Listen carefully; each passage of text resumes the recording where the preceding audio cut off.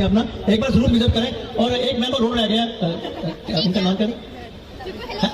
लक्ष्य आजो। इनको भी आप यूट्यूब पे देखते रहते हो, कई बार चर्चा भी बहुत सारी होती रहती है, पर वो आपको सबको एंटरटेन की होती रहती है, पर वो आपको सबको एंटरटेन करते हैं। आपने अक्सर कहानियों में पढ़ा या सुना होगा कि पुराने दौर में जो राजा होते थे उनकी खूब सारी रानियां हुआ करती थी। एक से ज्यादा बीवियां होना स्टेटस सिंबल समझा जाता था। जिस राजा के हरम में जितनी बीवियां उनका उतना रुतबा। हाँ, कई राजा ऐसे भी थे जो अपनी वासना को शांत करने के लिए बहुत सारी शादियां करते थे।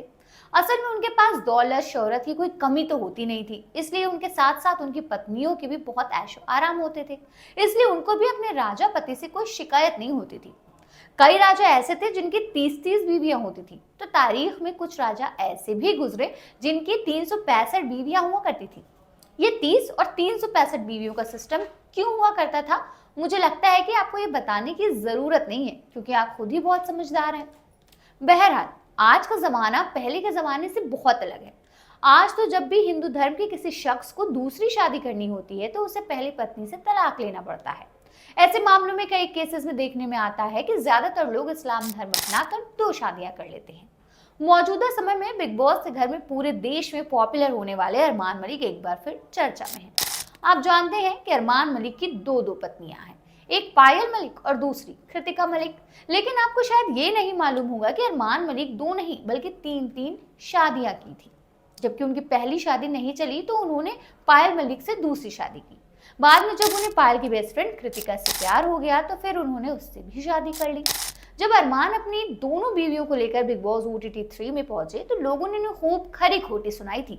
लेकिन अब शायद उन्हें लोगों की खरी खोटी सुनने की आदत हो गई है, तभी तो वो अब चौथी शादी करने जा रहे हैं। क्या है पूरा मामला, चलिए आराम से जानते हैं। हाय, मेरा नाम आमिना है और आप देख रहे हैं आपकी खबर। दरअसल हाल ही में अरमान मलिक ने एक स्किन क्लिनिक की शुरुआत की। इस दौरान स्टेज पर उनकी दोनों पत्नियां यानी पायल और कृतिका नजर आई थी। लेकिन अब जो इस इवेंट से जुड़ा हुआ एक और वीडियो वायरल हो रहा है, उससे अरमान मलिक को लेकर कंट्रोवर्सी पैदा हो गई है।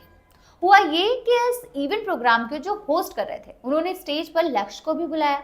बस इस पर अरमान मलिक की दोनों पत्नियों का जो रिएक्शन था वो देखने लायक था। जब लक्ष्य स्टेज पर आए तो लोगों ने तालियां बजाकर उनका जोरदार स्वागत किया। उनकी गोद में कृतिका का बेटा भी था, लेकिन सबकी नजर अरमान मलिक की दोनों पत्नियों पर चली गई। और इस दौरान दोनों का जो रिएक्शन कैमरे पर कैद हुआ वो अल्टीमेट था। लक्ष्य अरमान मलिक के बच्चों की नैनी है। Naini simply means care taker. लक्ष्य अपनी जॉब को पूरी ईमानदारी से करती हैं और अरमान मलिक के बच्चों का खूब ख्याल रखती हैं। लेकिन बीच में खबर आई कि अरमान मलिक ने अपने बच्चों की नैनी लक्ष्य से शादी कर ली। इस अफवाह की शुरुआत तब हुई जब अरमान मलिक के बच्चों की केयर टेकर लक्ष्य ने करवा चौथ पर एक तस्वीर शेयर की थी, जिसमें उनके हाथों में लगी करवा चौथ की मेहंदी में संदीप नाम लिखा हुआ था। जब ये तस्वीर सोशल मीडिया पर वायरल हुई तो दावा किया गया कि अरमान का असली नाम संदीप है, इसलिए लक्ष्य ने उन्हीं का नाम लिखवाया है और दोनों ने गुपचुप तरीके से शादी कर ली है। जब यह खबर सोशल मीडिया पर बहुत ज्यादा फैलने लगी तो अरमान मलिक को सामने आकर जवाब देना पड़ा। उनकी चौथी शादी से जुड़ी तमाम खबरों को उन्होंने फर्जी बताया और अपने व्लॉग में सारी बातें उन्होंने क्लियर कर दी।